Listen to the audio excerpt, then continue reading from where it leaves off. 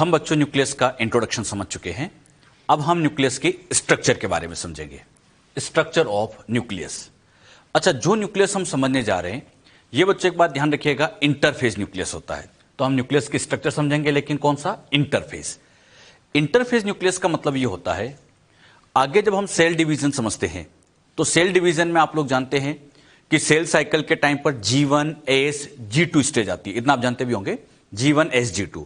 G1 S G2 को कहा जाता है इंटरफेज, और उसी इंटरफेज में ही हम न्यूक्लियस को स्टडी करते हैं।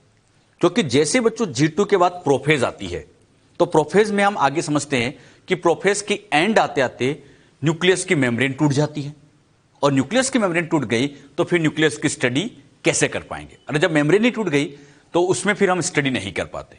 यानी स्टडी हम G1 S G2 स्टेज में ही कर पाते हैं, मतलब इंटरफेज में ही कर पाते हैं। इसीलिए हमने लिखा है स्ट्रक्चर ऑफ इंटरफेज न्यूक्लियस, मतलब जब तक इंटरफेज है तब तक हम न्यूक्लियस की स्टडी कर पाएंगे, उसी को हम समझने जा रहे हैं।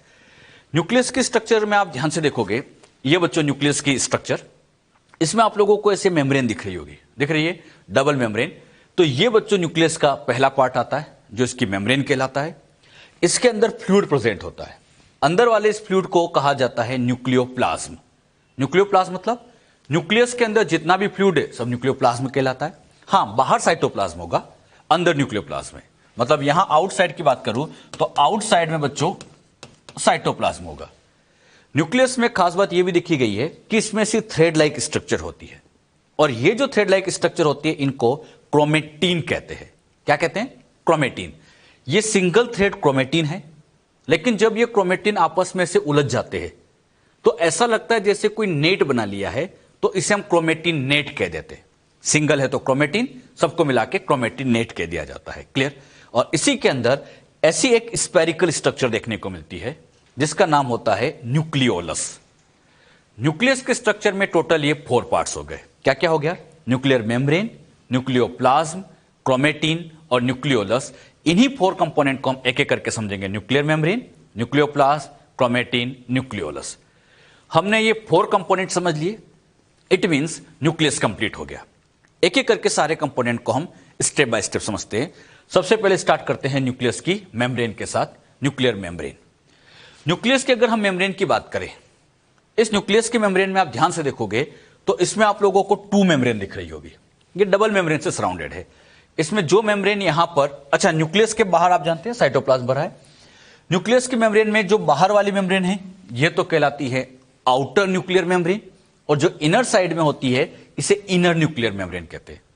अच्छा, न्यूक्लियर मेम्ब्रेन को हम कैरियोथिका नाम भी देते हैं। कैरियो मतलब न्यूक्लियस, कहीं पर भी कैरियो वर्ड आ जाए तो समझ जाना न्यूक्लियस। थीका मतलब कवरिंग, तो न्यूक्लियस की कवरिंग को हम कैरियोथिका के नाम से भी जानते हैं। और कितनी मेम्ब्रेन हो गई? 2। इनमें से बच्चों जो आउटर मेम्ब्रेन आपको दिख रही होगी, इसकी खास बात यह होती है कि इस पर ऐसे ये फोल्डेड स्ट्रक्चर लगी है। आप ही नाम बताइए। Yes, very good. इसे हम कहेंगे एंडोप्लाज्मिक रेटिकुलम। लेकिन राइबोसोम लगा है तो यस, इसे हम कह देंगे रफ एंडोप्लाज्मिक रेटिकुलम। तो ये रफ एंडोप्लाज्मिक रेटिकुलम यहां लगी होती है। कहां पर? आउटर। और आप देख भी रहोगे ये आउटर मेम्ब्रेन इसी रफ ईआर के साथ ऐसे कंटिन्यू हो जाती है।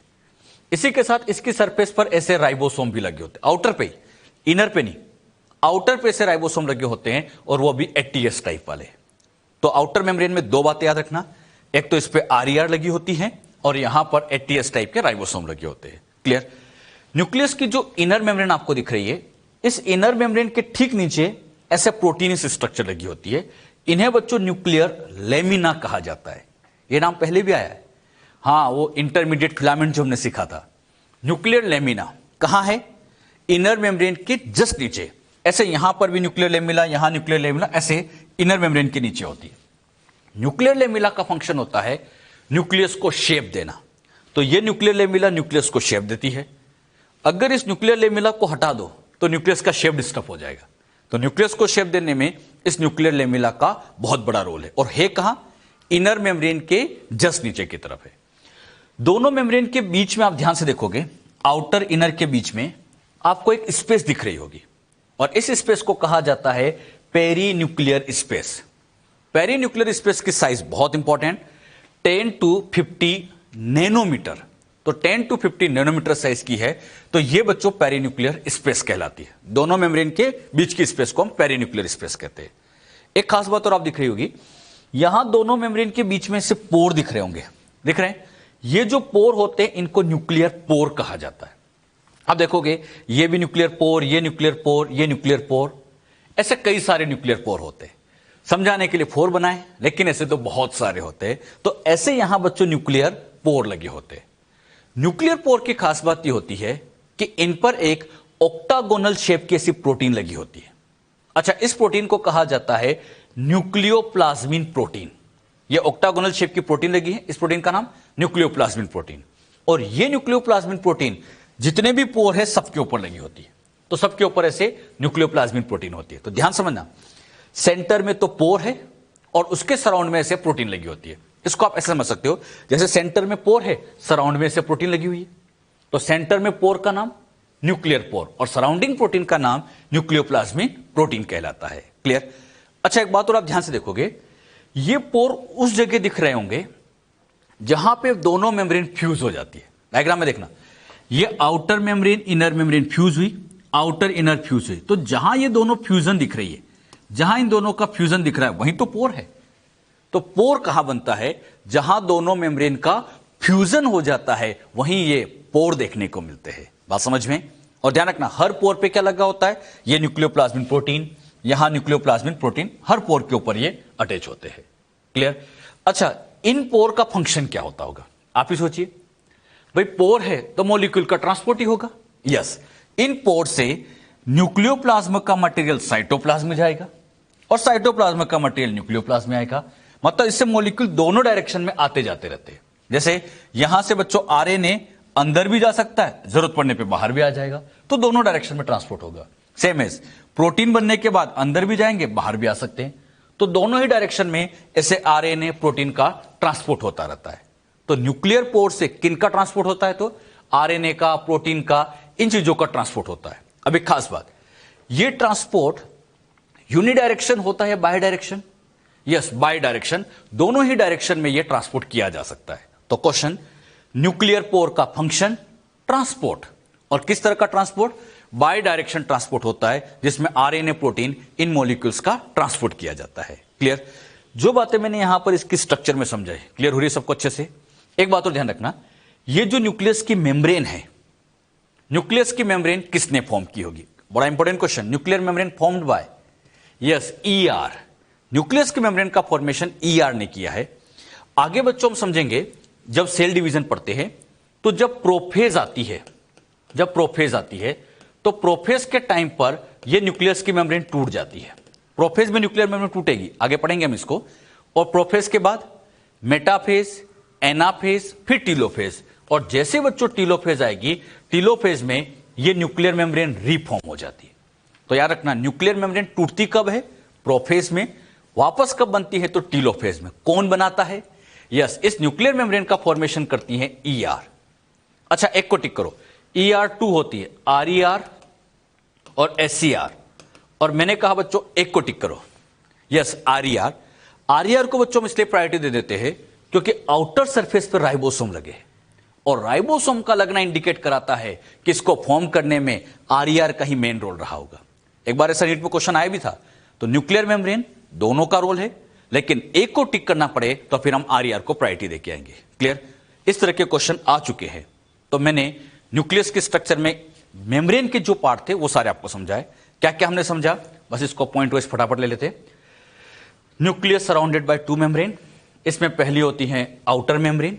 आउटर मेम्ब्रेन में 2 बातें याद रखनी है, इसके साथ RER अटैच होती है और साथ ही साथ इस पे ATS राइबोसोम लगे होते हैं। अंदर वाली मेम्ब्रेन जो होती है ये कहलाती है इनर मेम्ब्रेन। इसके नीचे ऐसे प्रोटीन लगे होते हैं जो कि न्यूक्लियर लेमिना कहलाता है। ये न्यूक्लियर लेमिना क्या काम है? शेप देना। दोनों मेम्ब्रेन के बीच की स्पेस का नाम पेरीन्यूक्लियर स्पेस। ये perinuclear space 10 to 50 nanometre size की होती है। सब हमने समझ लिया ये पॉइंट किसके क्या खास बात है। अच्छा, इसी में अगला लेते हैं। न्यूक्लियर मेम्ब्रेन में अगला आता है न्यूक्लियर पोर। आप देख भी रहे होंगे, ये जो कहलाते हैं न्यूक्लियर पोर होते हैं। इस पर प्रोटीन लगे, नाम न्यूक्लियोप्लाज्मिन प्रोटीन। और पोर कैसे बनते? दोनों मेम्ब्रेन के फ्यूजन से। तो वही बात है, न्यूक्लियर पोर पर ऐसे न्यूक्लियोप्लाज्मिन प्रोटीन यहां पे हर जगह लगी होती है। सेंटर में पोर था, ये न्यूक्लियोप्लाज्मिन प्रोटीन लगी होती है और हर पोर जगह पे ऐसे न्यूक्लियोप्लाज्मिन प्रोटीन लगी है। तो क्या सीखा हमने? Nuclear envelope is interrupted by minute pore called nuclear pore. अच्छा, न्यूक्लियर पोर कैसे बनते हैं? फ्यूजन ऑफ टू मेम्ब्रेन, दोनों मेम्ब्रेन से फ्यूजन से बनते हैं। इनसे के ऊपर एक प्रोटीन लगी है जिसका नाम न्यूक्लियोप्लाज्मिन प्रोटीन है और इससे मॉलिक्यूल का ट्रांसपोर्ट बाय डायरेक्शन होता है। आरएनए प्रोटीन का ट्रांसपोर्ट बाय डायरेक्शन किया जाता है। ये बातें हमने समझी। और एक खास बात और, nuclear membrane formed by ER, ये प्रोफेज में डिसअपियर होती है, टीलोफेज में वापस बनती है और कौन बनाता है? तो ईआर बनाता है। ये बच्चों मैंने न्यूक्लियस के मेम्ब्रेन की सारी बातें आपको समझा दी। अब इसी में ही इसका सेकंड पार्ट लेते हैं। पहला पार्ट मेम्ब्रेन समझ लिया, अब अंदर का जो कंपोनेंट है जिसको हम कहते हैं न्यूक्लियोप्लाज्म, उसको हम समझेंगे। तो नेक्स्ट पार्ट हम लेते हैं न्यूक्लियोप्लाज्म। न्यूक्लियोप्लाज्म या इसे आप न्यूक्लियर मैट्रिक्स भी कह सकते हैं। ये बच्चों न्यूक्लियस, इसके अंदर ये जो फ्लूइड भरा है अंदर वाला सारा न्यूक्लियोप्लाज्म होता है। इस न्यूक्लियोप्लाज्म की खास बात ये होती है कि इसमें ऐसी थ्रेड लाइक स्ट्रक्चर है, नाम आप ही बोल दो, यस, क्रोमेटिन, और ऐसी स्पेरिकल स्ट्रक्चर लगी है, नाम बोल दो, न्यूक्लियोलस। तो इस पर न्यूक्लियोलस भी होती है। तो हमने क्या सीखा? Material present inside the nucleus, nucleus के अंदर जितना भी मटेरियल न्यूक्लियोप्लाज्म कहलाता है। इसके अंदर क्या क्या हो सकते हैं? क्रोमेटिन थ्रेड्स होते हैं, न्यूक्लियोलस होती है।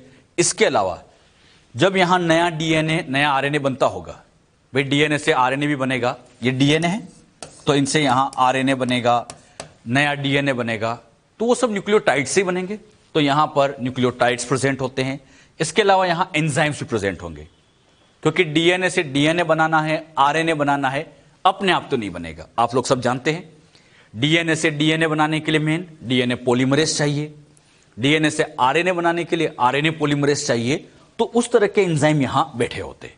तो न्यूक्लियोप्लाज्म में कई चीजें हैं, इसके अंदर वाटर भी है, क्रोमेटिन है, न्यूक्लियोलस है, न्यूक्लियोटाइड्स है, एंजाइम्स है, ऐसे आयंस होते हैं, ऐसी कई चीजें यहां पर प्रेजेंट होती है। तो ध्यान रखना, न्यूक्लियोप्लाज्म में क्या है ये हमने समझा। इसी में ही इसका थर्ड कंपोनेंट लेते हैं, क्रोमेटिन। क्रोमेटिन की बात करें, क्रोमेटिन को न्यूक्लियोप्रोटीन फाइबर भी कहा जाता है। क्यों कहते हैं समझेंगे हम। न्यूक्लियोप्रोटीन फाइबर इसलिए कहते हैं क्योंकि ये न्यूक्लिक एसिड प्लस प्रोटीन का बना है। तो न्यूक्लिक एसिड के लिए तो आ गया न्यूक्लियो, और प्रोटीन भी है तो बन गया न्यूक्लियो प्रोटीन फाइबर। तो क्रोमेटिन को हम न्यूक्लियो प्रोटीन फाइबर कहते हैं। यहां पर आप देखोगे ये थ्रेड लाइक स्ट्रक्चर, आप लोग समझ ही गए होंगे, क्रोमेटिन। अच्छा, ये भी थ्रेड क्रोमेटिन, ये आपस में से उलझे हुए तो एक क्रोमेटिन नेट बन जाता है।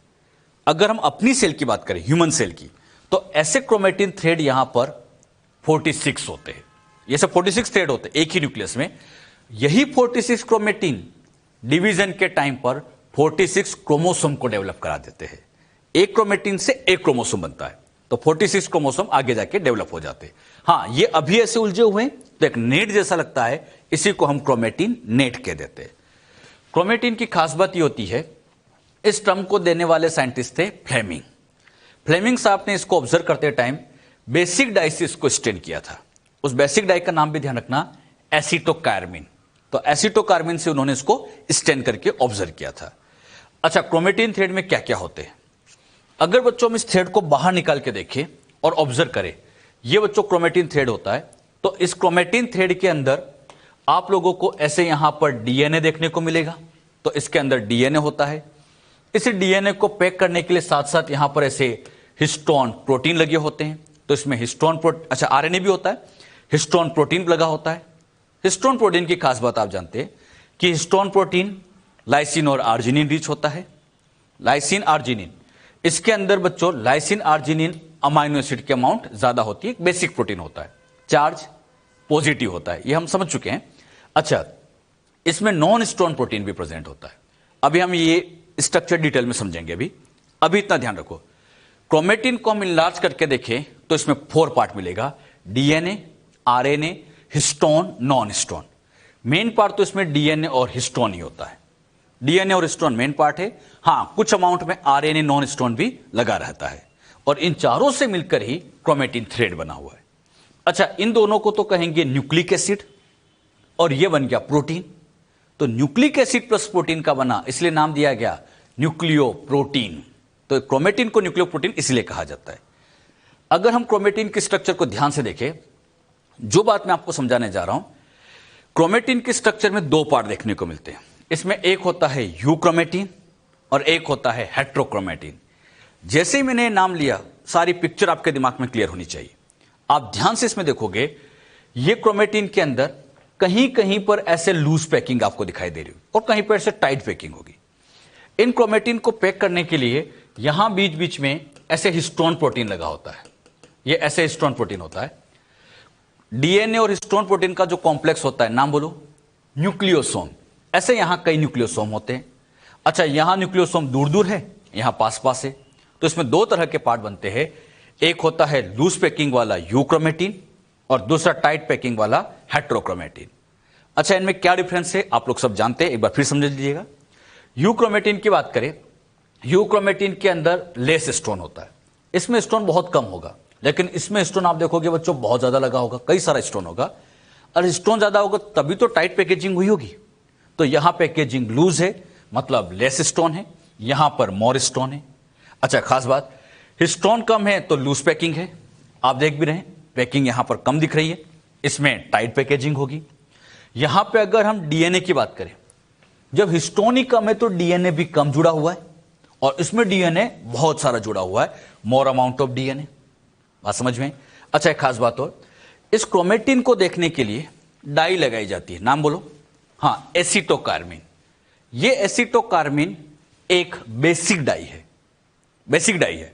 तो ये बच्चों एसिड से जुड़ेगा, और एसिडिक नेचर का कौन होता है? डीएनए। तो जैसे इस एसिटोकार्मिन को उठा के इस क्रोमेटिन पे डालते हैं, किससे जुड़ेगा?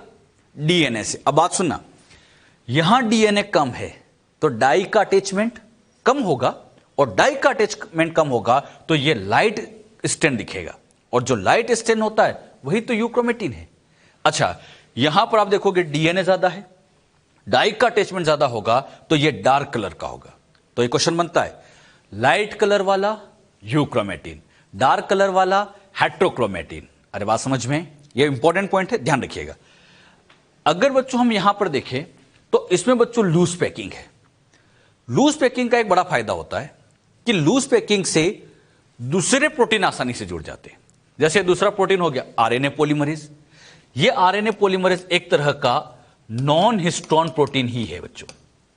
अच्छा, यहां पर जो लगा ये वाला कौन सा था? हिस्टोन। ये तो हिस्टोन लगा है, ऐसे बीच बीच में हिस्टोन लगा है। अब ये बीच बीच में लूज पैकिंग होने की वजह से नॉन हिस्टोन प्रोटीन यहां पर आकर बाइंड कर जाता है, ये आके यहां बाइंड कर जाता है। अच्छा, जब ये यहां पर आकर बाइंड करेगा, क्योंकि पैकिंग लूज है, और जैसे ये आरएनए पॉलीमरेज यहां जुड़ेगा, ये बच्चों यहां पर डीएनए से, यहां पे बच्चों डीएनए से बना लेगा आरएनए। ये आरएनए बनना शुरू हो जाएगा। अच्छा, डीएनए से आरएनए का बनना? ट्रांसक्रिप्शन। तो इसके अंदर ट्रांसक्रिप्शन करना आसान है, मतलब ये ट्रांसक्रिप्शनली एक्टिव पार्ट होता है। लेकिन आप अपने आप समझना, यहां पैकिंग टाइड है, मैं नहीं सिखाऊंगा। आरएनए पॉलीमरेज आसानी से जुड़ नहीं पाएगा, और जब आरएनए पॉलीमरेज नहीं जुड़ पाएगा तो यहां आसानी से आरएनए नहीं बनेगा। आरएनए नहीं बनेगा तो इसका मतलब ये ट्रांसक्रिप्शनली इनएक्टिव हो जाएगा। इनएक्टिव की वजह और ज्यादा अच्छा हम कहें लेस एक्टिव कह सकते हैं। तो ट्रांसक्रिप्शनली लेस एक्टिव पार्ट रहता है, इसमें ट्रांसक्रिप्शन करना बहुत मुश्किल होता है। हाँ, हो तो सकता है लेकिन बहुत ही मुश्किल के साथ, क्योंकि टाइट पैकिंग है, पहले पैकिंग खोलनी पड़ेगी, फिर जाके ये जरूरत के हिसाब से आरएनए बना सकता है, ध्यान रखना, लेकिन रिक्वायरमेंट के हिसाब से। अभी जो बात मैंने आपको यहां पर समझाई, एक बार फिर समझ लीजिएगा। दो तरह के क्रोमेटिन हैं, यूक्रोमेटिन, हेट्रोक्रोमेटिन। आप ही आंसर दो, किसमें loose packing? Euchromatin. Tight packing? Heterochromatin. Dark colour? Heterochromatin. Light colour? Euchromatin. Transcriptionally more active? Euchromatin. और ये ट्रांसक्रिप्शनली कैसा होता है? लेस एक्टिव होता है। तो ये जो बातें मैंने आपको समझाई, ये आप ध्यान रखें।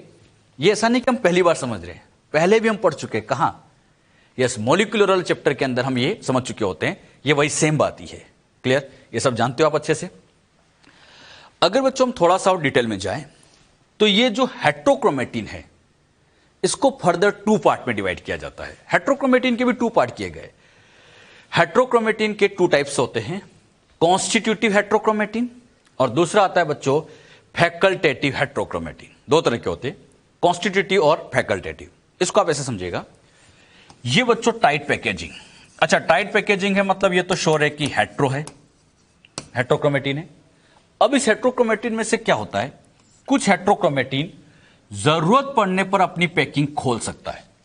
जरूरत पड़ेगी तो पैकिंग खोल देगा और वापस जरूरत नहीं तो वापस टाइट आ जाएगा।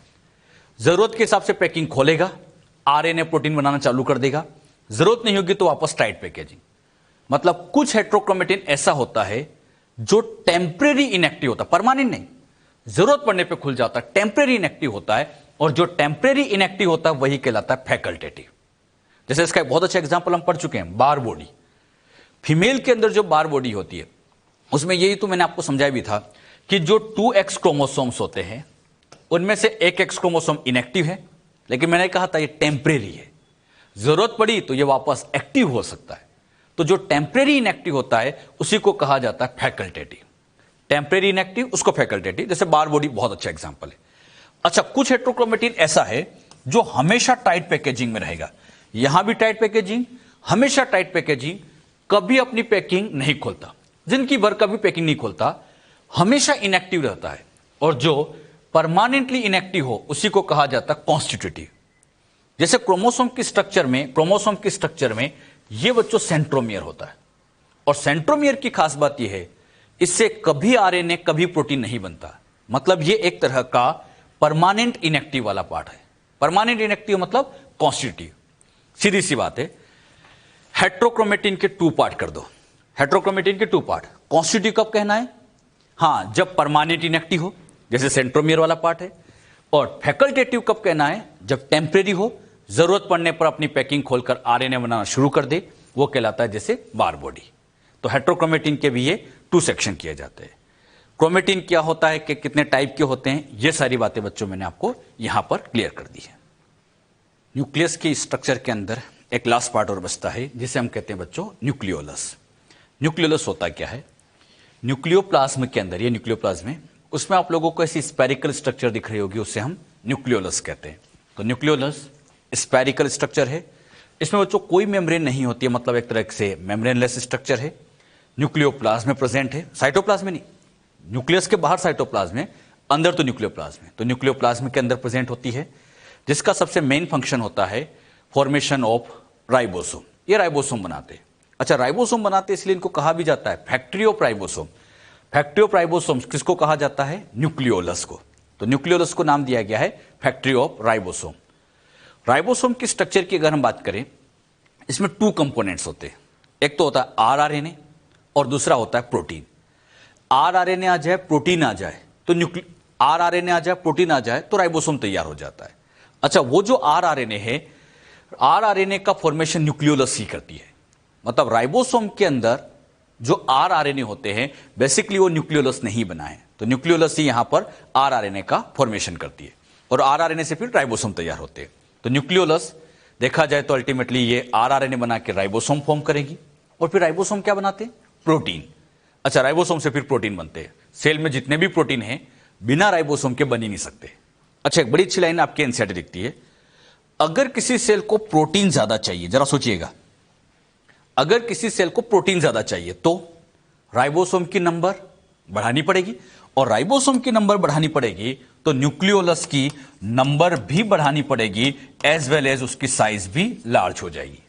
यानी जो सेल एक्टिवली प्रोटीन बनाती है, जो सेल एक्टिवली प्रोटीन बनाती है उसमें न्यूक्लियोलस की नंबर भी ज्यादा होती है, एज वेल एज उसमें साइज भी लार्ज होती है। तो एनसीईआरटी की एक बड़ी अच्छी लाइन जिसमें बच्चे अक्सर कंफ्यूज होते रहते हैं, large and more numerous nuclear, more numerous मतलब नंबर में ज्यादा, प्रेजेंट इन सेल, उन सेल्स में प्रेजेंट होगी जो कि एक्टिवली प्रोटीन का सिंथेसिस करती है, actively carrying out protein synthesis. Clear? अच्छा, राइबोसोम बनाने का काम न्यूक्लियोलस का होता है। अब ये कैसे बनाती हैं उस बात को मैं आपको और अच्छे से क्लियर करता हूं। जो बातें यहां समझाई क्लियर हुई? एक बात ध्यान रखना, न्यूक्लियोलस में कितनी मेम्ब्रेन? कोई मेम्ब्रेन नहीं होती, ये मेम्ब्रेनलेस स्पेरिकल स्ट्रक्चर है। क्लियर? राइबोसोम की अगर बात करें तो 2 कंपोनेंट्स चाहिए, एक तो आरआरएनए चाहिए, दूसरा प्रोटीन चाहिए। अब ये कैसे बनते हैं इस बात को हम यहां डायग्राम से समझे। ये बच्चों न्यूक्लियस है, इस न्यूक्लियस के अंदर का फ्लूइड ये कहलाता है न्यूक्लियोप्लाज्म। ये बच्चों न्यूक्लियोप्लाज्म के अंदर आप देखोगे ऐसी थ्रेड लाइक स्ट्रक्चर है, नाम बोलो, क्रोमेटिन। और इस पर ये स्पेरिकल स्ट्रक्चर जो मैंने बड़ी सी बना दी है, ये कहलाती है न्यूक्लियोलस। ये न्यूक्लियोलस है। अब बच्चों ये न्यूक्लियोलस के अंदर आप देखोगे इस क्रोमेटिन के अंदर यहां पर ऐसे डीएनए होगा, बिल्कुल होगा। क्रोमेटिन के अंदर तो डीएनए रहता ही है। अच्छा, इस पूरे क्रोमेटिन में यहां पर एक डीएनए रहेगा। अब इस डीएनए से क्या होता है, डीएनए जो न्यूक्लियोलस के अंदर जा रहा है, इससे यहां पर ये स्पेशली आरएनए बनता है। ये आरएनए कहलाता है आरआरएनए। मतलब यहां पे बच्चों ये आरआरएनए का फॉर्मेशन हो गया। अब ध्यान से देखिएगा, आरआरएनए का फॉर्मेशन न्यूक्लियोलस के अंदर हो रहा है, न्यूक्लियोलस के अंदर हो रहा है। अच्छा, यहां पर कई तरह के आरआरएनए बनते हैं। आरआरएनए हम जानते हैं 5.8s होते हैं, 28s होते हैं, क्लियर, 18s होते हैं। ज्यादातर आरआरएनए यही बन जाते हैं एक्सेप्ट 5s। 5s आरआरएनए को छोड़कर मैक्सिमम आरआरएनए यहीं पर तैयार होते जाते हैं, मैक्सिमम आरआरएनए बन जाते हैं। फिर 5s कहां बनता है? यस, 5s का फॉर्मेशन तो हाँ न्यूक्लियोप्लाज्म में होता है। मतलब इसी न्यूक्लियोप्लाज्म के अंदर यहां पे बच्चों ऐसे ये 5s आरआरएनए सिंथेसाइज होगा यहां पर न्यूक्लियोप्लाज्म के अंदर, लेकिन न्यूक्लियोलस के बाहर। एक बार फिर बोलता हूं, ज्यादातर आरआरएनए न्यूक्लियोलस में बन जाते हैं, एक को छोड़ के। कौन सा वाला? 5s को। अच्छा, यहां पर क्या बन चुका है? आरआरएनए। इसी तरह से ये बच्चों यहां पर ऐसे आरआरएनए का फॉर्मेशन हो रहा है। ये आरआरएनए यहां बनते जा रहे। आरआरएनए तो कहां बन गए? न्यूक्लियोलस में ज्यादातर बन गए। अब हमें एक रिक्वायरमेंट और चाहिए, प्रोटीन। अब सोच समझ के बताना आप, क्या न्यूक्लियस में प्रोटीन बनता है? आप लोग ये बात बहुत अच्छे से जानते हैं, न्यूक्लियस में कभी प्रोटीन नहीं बनता। प्रोटीन हमेशा न्यूक्लियस के बाहर ही बनता है। यानी इस न्यूक्लियस के बाहर साइटोप्लाज्म के अंदर यहां पे बच्चों ये प्रोटीन का फॉर्मेशन होगा। सेल में पहले से राइबोसोम होंगे, अरे सेल में पहले से भी तो होते ही हैं, वही राइबोसोम यहां प्रोटीन बना रहे होंगे। अच्छा, ये जो प्रोटीन बने हैं, अब ये प्रोटीन यहां पर इस न्यूक्लियर पोर से होते हुए सीधे चले जाते हैं न्यूक्लियोलस के पास। एक बार फिर बोलता हूं, आरआरएनए किसने बनाया? न्यूक्लियोलस ने। लेकिन प्रोटीन तो साइटोप्लाज्म से मंगाएंगे, क्योंकि यहां प्रोटीन बन ही नहीं सकता था। साइटोप्लाज्म से प्रोटीन आ गए। अब बताना, ये प्रोटीन आ चुका है, आरआरएनए है। अब ये दोनों आपस में असेंबल होते हैं। असेंबल मतलब जुड़ते हैं। और जैसे ये दोनों आपस में असेंबल होते हैं, आरआरएनए प्रोटीन असेंबल हुए, राइबोसोम की सबयूनिट तैयार। ये राइबोसोमल सबयूनिट बन गई, जैसे यहां 60s बन गई। इसी तरह से ये यहां फ्यूज होकर ऐसे 40s का फॉर्मेशन कर देंगे। तो ऐसे यहां राइबोसोम की सबयूनिट बन जाती है। अच्छा, सबयूनिट में दो चीजें चाहिए, आरआरएनए प्रोटीन। ढंग से बताना, आरआरएनए कहां बना? न्यूक्लियोलस में। कहां बना? न्यूक्लियोलस में। लेकिन प्रोटीन साइटोप्लाज्म से आया है। प्रोटीन तो साइटोप्लाज्म में। हां, फिर इन दोनों की असेंबली भी न्यूक्लियोलस में हो जाती है। ज्यादातर काम सब न्यूक्लियोलस में होता है। इसीलिए हम कहते हैं nucleolus is the factory of ribosome. इसी फैक्ट्री के अंदर ये राइबोसोम तैयार हो रहे हैं। हां, कुछ कंपोनेंट जरूर बाहर से आए, लेकिन ज्यादातर काम सब न्यूक्लियोलस में हो रहा है। अब बच्चों ये जो 40 और 60 है, न्यूक्लियोलस में बन तो गए, लेकिन ये यहां फ्यूज नहीं होते, क्योंकि इनके फ्यूजन के लिए मैग्नीशियम आयन चाहिए। और यहां पर मैग्नीशियम आयन न्यूक्लियोप्लाज्म में होता तो है, यहां मैग्नीशियम आयन होता तो है, लेकिन क्वांटिटी बहुत कम है। इतनी कम क्वांटिटी है कि जुड़ ही नहीं पाते। इसीलिए क्या किया जाता है, इनको बच्चों यहां से न्यूक्लियर पोर्ट से बाहर करते हैं, 40s को और 60s को ऐसे न्यूक्लियर पोर्ट से बाहर करेंगे। ये 40 60 से बाहर आएंगे और यहां पर ये जुड़कर फिर 80s बना लेंगे। मतलब इधर से 40 आ गया, इधर से 60 आ गया, और दोनों ने जुड़कर यहां बना लिया 80s। तो इस तरह से ये 80s का फॉर्मेशन हो जाता है। तो कैसे ये काम होता है, ये बात बच्चों हमने यहां पर समझी। एक बार फिर समझना क्या हमने सीखा है। इसी के अंदर राइबोसोम बनाने के लिए दो चीजें चाहिए थी। क्या क्या? एक तो आरआरएनए चाहिए था, दूसरा प्रोटीन चाहिए था। आरआरएनए यहां बन गए, एक को छोड़ के। किसको? 5s। हां, 5s बनने के बाद आएगा तो यहीं आएगा, तो न्यूक्लियोलस में। हां, बना जरूर न्यूक्लियोप्लाज्म में है। तो न्यूक्लियोप्लाज्म में 5s बनने के बाद इसके अंदर ही आ जाएगा। क्या सीखा, एक बार फिर सुन लो। ज्यादातर आरआरएनए न्यूक्लियोलस में बन गए, प्रोटीन साइटोप्लाज्म से मंगा लिया, असेंबल करके राइबोसोम की सबयूनिट तैयार हो गई। लेकिन कंप्लीट 80s का फॉर्मेशन फिर साइटोप्लाज्म में जाके होता है। यहां इसलिए नहीं हो पाता क्योंकि मैग्नीशियम की क्वांटिटी कम होती है। तो न्यूक्लियोलस क्या होता है, इसके बारे में हमने समझा। और एक बात और ध्यान रखना, कोई मेम्ब्रेन नहीं है, मतलब मेम्ब्रेन लेस स्ट्रक्चर होती है। इसीलिए इसके अंदर का जो कंटेंट है वो न्यूक्लियोप्लाज्म के साथ ऐसे कंटिन्यू रहता है, ऐसा कंटिन्यू रहेगा, क्योंकि कोई पर्टिकुलर बाउंड्री तो इसकी होती ही रही है। तो न्यूक्लियोलस का कंटेंट न्यूक्लियोप्लाज्म के साथ कंटिन्यू रहता है, because it is membrane less structure. Clear? जो बातें यहां पर समझाई, क्लियर हुई अच्छे से। अच्छा, न्यूक्लियोलस के स्ट्रक्चर में एक वर्ड आता है NOR, nucleolus organiser region, NOR। अब ये NOR क्या होता है, इसको बच्चों मैं आपको क्रोमोसोम की स्ट्रक्चर जब समझेंगे वहां क्लियर करूंगा और वहीं अच्छे समझ में भी आएगा आपको। अब बस इतना ध्यान रखो, हाँ इसमें एक पॉइंट NOR का है जिसको हम आगे समझेंगे। जो बातें न्यूक्लियोलस की समझाई क्लियर हुई। क्रोमोसोम के बारे में अब बच्चों हम समझेंगे। क्रोमोसोम क्रोमेटिन का ही हाईली कंडेंस फॉर्म होता है। न्यूक्लियस के अंदर हम जानते हैं थ्रेड लाइक स्ट्रक्चर होती है जिसको हम क्रोमेटिन कहते हैं, और उसी क्रोमेटिन को जब कंडेंस कर दे, छोटा कर दे, तो वही बच्चों क्रोमोसोम बनता है। अब ये जो कंडेंस होने का काम होता है ये सेल डिवीजन के टाइम पे होता है। जब सेल डिवीजन चलता है, सेल साइकिल चलती है, तो उसी में जब प्रोफेज स्टेज आती है वहीं पर ये क्रोमेटिन कंडेंस होते हैं और क्रोमोसोम का फॉर्मेशन करते हैं। क्रोमोसोम बच्चों तब अच्छे से क्लियर भी होता है जब हमें पहले सेल डिवीजन का आइडिया हो। सेल डिवीजन हम आगे समझेंगे, मैं बस एक बेसिक बात आपको यहां पर इसमें पहले क्लियर कर देता हूं ताकि आपको क्रोमोसोम समझना आसान हो जाए। जब भी बच्चों सेल साइकिल चलती है, सेल डिवीजन जब होता है, स्टार्टिंग आप लोग जानते हैं G1 से होती है, फिर S, G2, prophase, metaphase, anaphase, telophase, इस तरह से बच्चों साइकिल चलती है। शुरुआत G1 से होती है, टीलोफेज पे जाके एंडिंग हो जाती है। क्लियर। G1 के अंदर आप देखोगे तो ऐसी थ्रेड लाइक स्ट्रक्चर मिलेगी, मैं नाम नहीं बताऊंगा, आप सभी जानते हैं। जैसे ही कहा थ्रेड लाइक मतलब क्रोमेटिन। इस क्रोमेटिन की खासियत ये होती है कि इस पूरे क्रोमेटिन में यहां से लेकर यहां तक एक ही डीएनए होता है। पूरे क्रोमेटिन में एक डीएनए होता है, तो ये हमेशा याद रखना, वन क्रोमेटिन, ये बच्चों क्रोमेटिन है, तो वन क्रोमेटिन के अंदर वन डीएनए होगा। क्लियर। कौन से स्टेज की बात कर रहा हूं, G1। अब बच्चों G1 के बाद जब एस फेज आती है, G1 के बाद एस आती है, एस फेज में एक पॉइंट आप लोग सबको याद भी होगा, डीएनए का रेप्लिकेशन होता है। मतलब यहां डीएनए डबल हो जाता है। मतलब इसके अंदर हम देखें, मान लो ये एक डीएनए था, तो ये रेप्लिकेट होकर एक और बना लेता है। मतलब एस में भी है तो क्रोमेटिन, लेकिन इसमें डीएनए 2 हो जाते हैं। मतलब यहां पर ये एक डीएनए है और इसी के साथ यहां पर दूसरा डीएनए भी, यहां पर ऐसे दो डीएनए। और खास बात, दोनों डीएनए आपस में से इंटरवाइंड है। इंटरवाइंड मतलब ऐसे उलझे हुए, ऐसे आपस में उलझे हुए रहते हैं, एक दूसरे में से उलझे हुए रहेंगे। कौन से स्टेज में, एस में। तो एस में भी है तो क्रोमेटिन, लेकिन उस क्रोमेटिन में 2 डीएनए रहेंगे, दोनों आपस में इंटरवाइंड रहेंगे। क्लियर। अब यही कंडीशन आगे चलेगी। G2 की बात करें तो यहां पर भी क्रोमेटिन, इसमें भी दोनों डीएनए से इंटरवाइंड रहेंगे।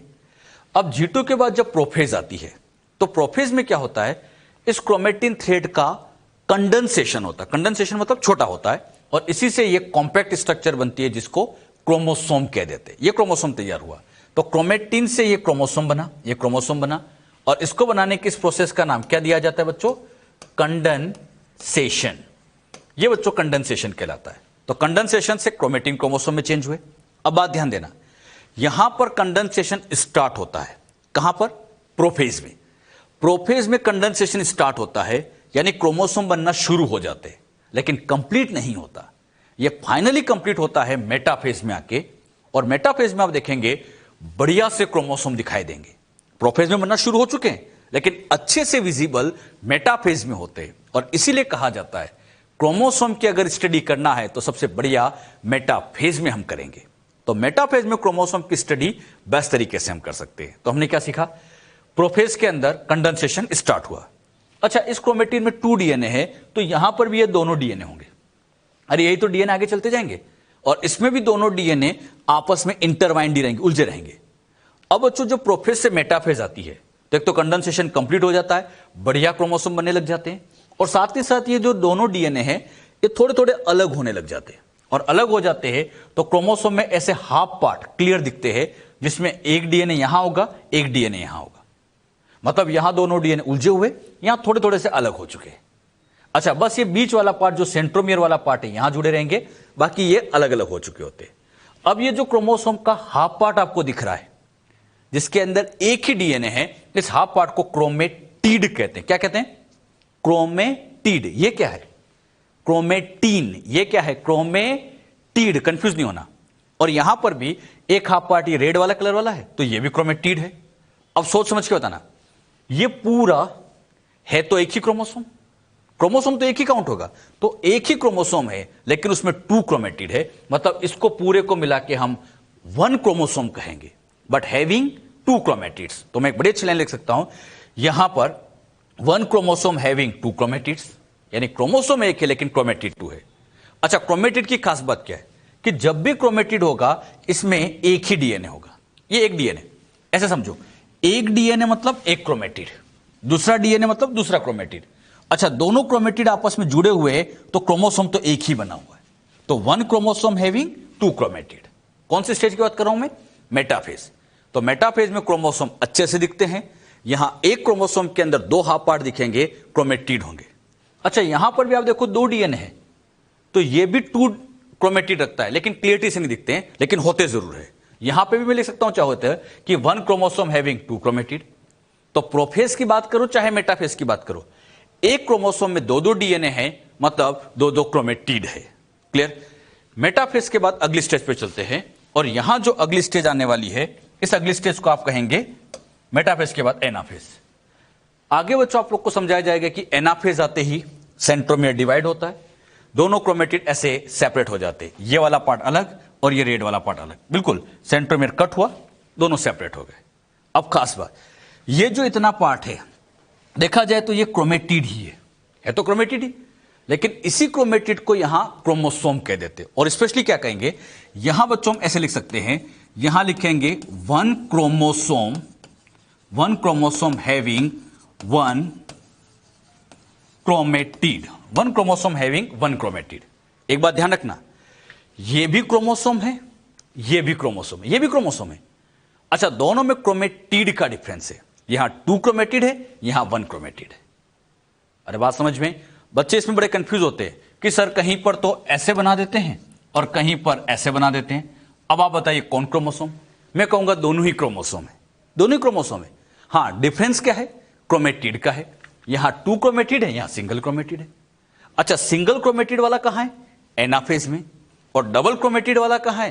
प्रोफेज या मेटाफेज में। अरे बातें समझ में रही? ये बहुत कंफ्यूजिंग वाली बातें, लेकिन एक बार अगर ढंग से समझ गए तो सारी पिक्चर क्लियर हो जाती है। क्लियर?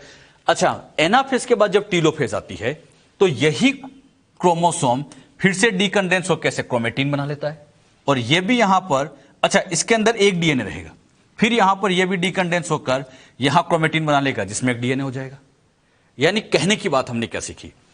स्टार्टिंग में आप देखो क्रोमेटिन आपको दिख रहा है, क्रोमेटिन दिख रहा है, लास्ट में भी क्रोमेटिन दिख रहा है, यानी डिवीजन के पहले भी क्रोमेटिन, डिवीजन के बाद भी क्रोमेटिन। तो फिर क्रोमोसोम कब आया? यस, क्रोमोसोम तो आपको तब दिख रहा है जब ये सेल डिवीजन चल रहा था, और वो भी कब? जब ये प्रोफेज है, मेटाफेज है, एनाफेज है, तब तक क्रोमोसोम नजर आ रहे हैं, बाद में वापस क्रोमेटिन हो गए। यानी पहले भी क्रोमेटिन, बाद में भी क्रोमेटिन, बस डिवीजन के टाइम पर ही आपको ये क्रोमोसोम दिखते हैं। तो ये ध्यान रखना है, क्रोमोसोम हमेशा नहीं दिखते, क्रोमोसोम केवल डिवीजन के टाइम पर दिखाई देते हैं। यानी अगर मैं अपनी एक सेल में से डीएनए, अपनी सेल में से अगर डीएनए बाहर निकाल के देखूं जो डिवाइड नहीं कर रही, तो उसमें आपको क्रोमेटिन मिलेगा या क्रोमोसोम? क्रोमेटिन। अब मैंने डिवाइडिंग सेल को देखा तो क्रोमोसोम। तो डिवाइडिंग सेल में क्रोमोसोम होते हैं, बाकी टाइम तो क्रोमेटिन रहते हैं। अब कोई कंफ्यूजन नहीं होना, ढंग से बताना। जब तक थ्रेड है तब तक क्रोमेटिन, कंडेंस हुआ तो क्रोमोसोम, उस क्रोमोसोम में दो डीएनए है तो दो क्रोमेटिड। अरे बात समझ में? और एक बार फिर सुन लेना, प्रोफेज मेटाफेज की बात करें, one chromosome having two chromatids, but in case of anaphase one chromosome having only one chromatid. बात समझ में? तो जो बातें यहां पर आपको क्लियर की गई है, यह बहुत अच्छे से ध्यान रखना। मैंने कोई सेल डिवीजन आपको पूरा नहीं समझाया, बस मैंने एक बेसिक बात आपको समझा दी कि एग्जैक्टली यहां पर होने क्या जा रहा है। अच्छा, मैं आपसे कहूं मेटाफेज के इस क्रोमोसोम में कितने डीएनए? तो अब आपको बिल्कुल क्लियर होना चाहिए, इसमें टू डीएनए। कहां से आए? क्योंकि यहां रेप्लिकेशन हुआ, वही चलता गया, तो इसी वजह से यहां पर कितने डीएनए आ जाते? टू डीएनए आ जाते। क्रोमोसोम की स्टडी करना है तो सबसे बेस्ट फेज मेटाफेज है, लेकिन अगर आप शेप स्टडी करना चाहते हैं, एनाफेज बढ़िया है। आगे सेल डिवीजन के टाइम पर आपको बताएंगे कि वहां पर एनाफेज में ऐसे क्रोमोसोम ऐसे पोल पे जाते हैं, ऐसे क्रोमोसोम पोल पे जाते हैं, तो इनका एक ऐसे शेप बनता हुआ दिख जाता है। तो शेप की स्टडी के लिए सबसे बेस्ट फेज कौन सी होती है? एनाफेज। तो एनाफेज शेप के लिए सबसे बेस्ट फेज मानी जाती है। जो बात यहां पर आपको समझाई, क्लियर हुई सबको अच्छे से? अब बच्चों हम क्या करेंगे, मेटाफेज के क्रोमोसोम को बाहर निकालेंगे और इसी को हम डिटेल में आपको समझाएंगे कि एग्जैक्टली होता क्या है। मेटाफेज के अगर क्रोमोसोम की बात करें, अच्छा, पहले क्रोमोसोम के कुछ छोटे मोटे पॉइंट भी ले लेते हैं, ये हम समझ चुके हैं। क्रोमोसोम क्या है? Highly condense form of chromatin. अच्छा, ये क्रोमेटिन है, कंडेंस हुआ, क्रोमोसोम बन गया। अच्छा, उल्टा कर दो, क्रोमोसोम को अगर डीकंडेंस कर दो तो वापस क्रोमेटिन बन जाता है। जब बच्चों सेल का डिवीजन होता है, स्टार्टिंग में तो आप लोगों को ये न्यूक्लियस दिख रहा है, ये न्यूक्लियस आपको यहां पर अच्छे से दिखाई दे रहा है, इसके अंदर थ्रेड भी दिख रहा है, क्रोमेटिन। लेकिन सेल डिवीजन के टाइम पर, डिटेल में आगे पढ़ाएंगे आगे, न्यूक्लियर मेम्ब्रेन डिसअपियर हो जाती है, टूट जाती है, और यही क्रोमेटिन कंडेंस होकर क्रोमोसोम बन जाता है। यानी ये न्यूक्लियर मेम्ब्रेन यहां से पूरी गायब हो जाएगी। अगर मैं डिवीजन से पहले सेल को माइक्रोस्कोप से देखूं, बढ़िया से न्यूक्लियस दिख रहा है, लेकिन डिवीजन के टाइम पे अगर माइक्रोस्कोप से देखे, न्यूक्लियस गायब हो चुका होगा और वहां क्रोमोसोम दिखने लग जाते हैं। यानी जहां पहले न्यूक्लियस था, डिवीजन के टाइम पे वहीं पर ही क्रोमोसोम आ जाते हैं। तो बड़ी अच्छी लाइन एनसीईआरटी की, during cell division chromosomes are appear in place of nucleus. तो न्यूक्लियस के प्लेस पर आगे जाके डिवीजन के टाइम पर क्रोमोसोम दिखाई देने लग जाते हैं। मतलब पहले न्यूक्लियस दिख रहा था, अब वहां क्रोमोसोम दिख जाएगा, क्योंकि ये मेम्ब्रेन यहां से गायब हो जाएगी। क्लियर?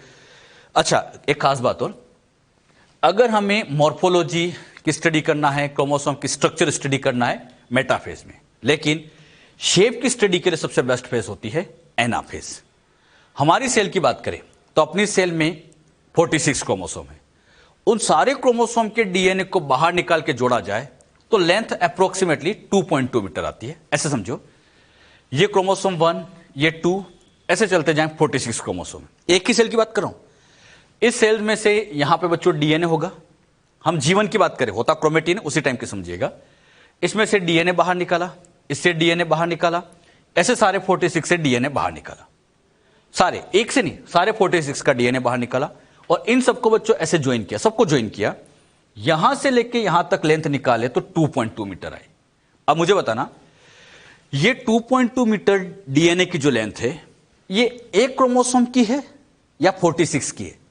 यस, 46 की है। तो एनसीईआरटी बड़ी अच्छी लाइन लिखती है, 2.2 metre long thread of DNA distributed in 46 chromosome. यानी ये जो 2.2 मीटर डीएनए आपको दिख रहा है, एक क्रोमोसोम में डिस्ट्रीब्यूट नहीं है, ये 46 क्रोमोसोम के अंदर जाके डिस्ट्रीब्यूट किया गया है।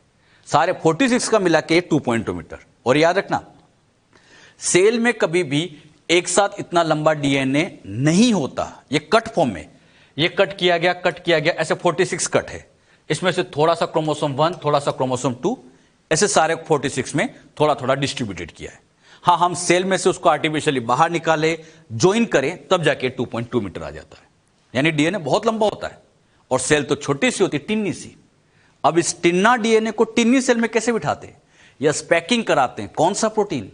Yes, histone protein. तो हिस्टोन प्रोटीन से पैक करके इसको सेल में फिट किया जाता है। ये बातें हम समझ चुके होते हैं जब हम मॉलिक्यूलर में पैकेजिंग ऑफ डीएनए समझ रहे थे, वहां इसके बारे में सिखाया भी था। जो बातें यहां समझाई, क्लियर हुई सबको अच्छे से? हम बच्चों अब क्रोमोसोम की स्ट्रक्चर के बारे में समझेंगे।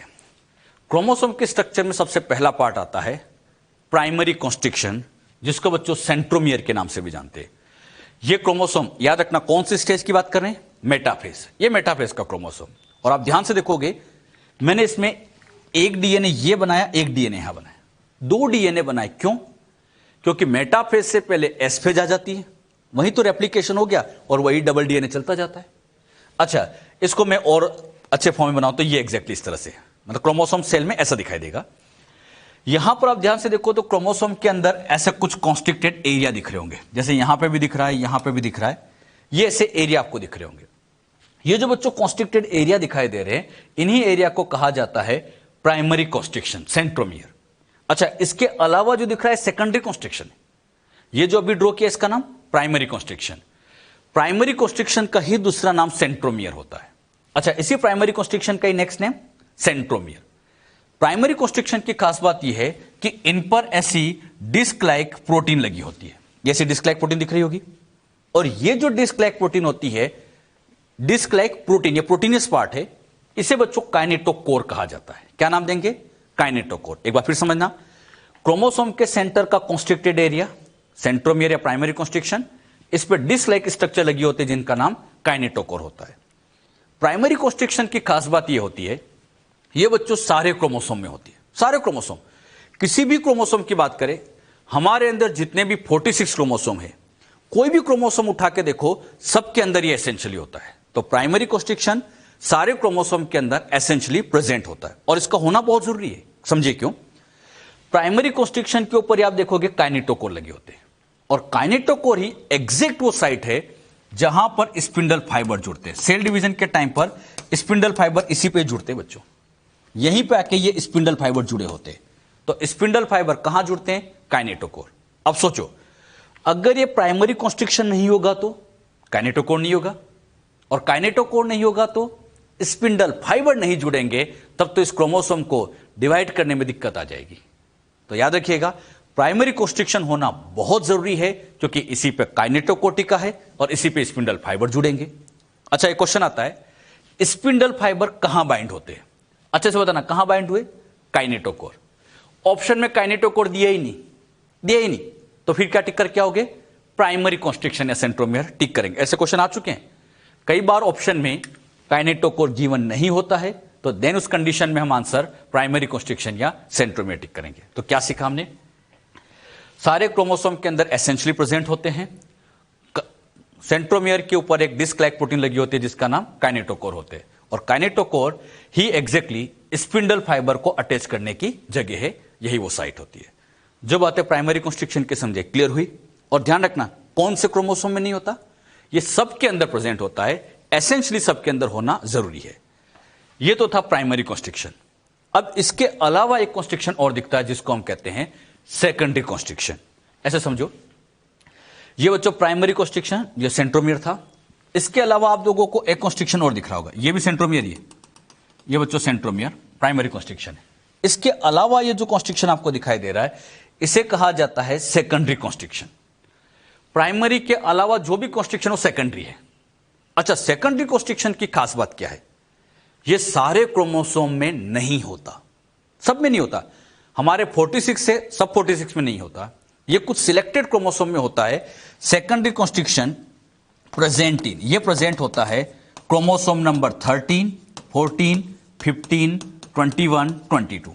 ये बच्चों अपने अंदर जो सिलेक्टेड क्रोमोसोम है बस इन्हीं के अंदर प्रेजेंट है, बाकी सब में नहीं है। फिर सुनना, प्राइमरी किसमें? सब में, लेकिन सेकेंडरी सब में नहीं होता, कुछ सिलेक्टेड क्रोमोसोम में। कौन कौन से? 13, 14, 15, 21, 22, इन्हीं के अंदर ही ये सेकेंडरी कॉन्स्ट्रिक्शन प्रेजेंट होता है, सब में नहीं होता। अच्छा, सेकेंडरी कॉन्स्ट्रिक्शन की खास बात ये होती है कि इस पर एक एरिया लगा होता है जिसको कहते हैं एनओआर। एनओआर का full form nucleolus organiser region. ये क्या करता है इसके बारे में अब मैं आपको समझाता हूं। अभी हमने क्या सीखा? Additional constriction found on few chromosome, ये ध्यान रखना, फ्यू क्रोमोसोम पे प्रेजेंट होते हैं जिनको हम सेकेंडरी कॉन्स्ट्रिक्शन कहते हैं। Secondary constriction also known as NOR, nucleolus organiser region, और ये 13, 14, 15, 21, 22 इन्हीं नंबर्स पे होती है। अच्छा, ये एनओआर क्या होता है, इस चीज को अब मैं आपको क्लियर करता हूं, बहुत ध्यान समझिएगा। ये बच्चों थ्रेड कई बार आ चुका है, क्या कहलाता है? क्रोमेटिन। प्रोफेज में कंडेंसेशन होगा, क्रोमोसोम बन जाएगा, और जब बच्चों टीलोफेज आएगी, मतलब एंड हो जाएगा, तो इसी क्रोमोसोम से फाइनली क्रोमेटिन बन जाता है। यही तो हमने सीखा है, पहले भी क्रोमेटिन, बाद में भी क्रोमेटिन। अब इन क्रोमेटिन में से कुछ क्रोमेटिन के ऊपर, सबके ऊपर नहीं, कुछ क्रोमेटिन के ऊपर ऐसी ये स्पेरिकल स्ट्रक्चर ऐसे बाइंड रहती है। क्या नाम है इसका? न्यूक्लियोलस, या न्यूक्लियोलस है।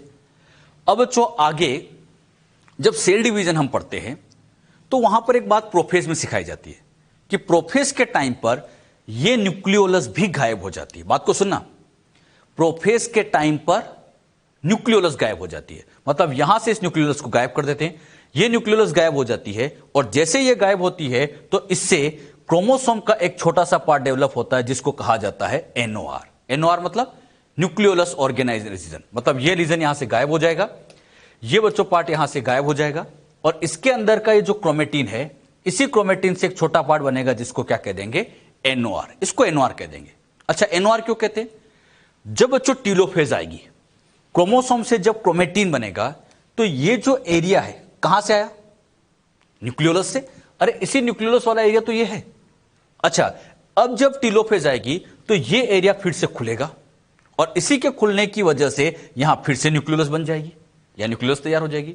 यानी इस एरिया से एग्जैक्टली न्यूक्लियोलस डेवलप होती है, इसीलिए इसको कहा जाता है न्यूक्लियोलर ऑर्गेनाइजर रीजन, मतलब न्यूक्लियोलस को ऑर्गेनाइज करने वाला एरिया, जिसको हम शॉर्ट में एनओआर के नाम से जानते हैं।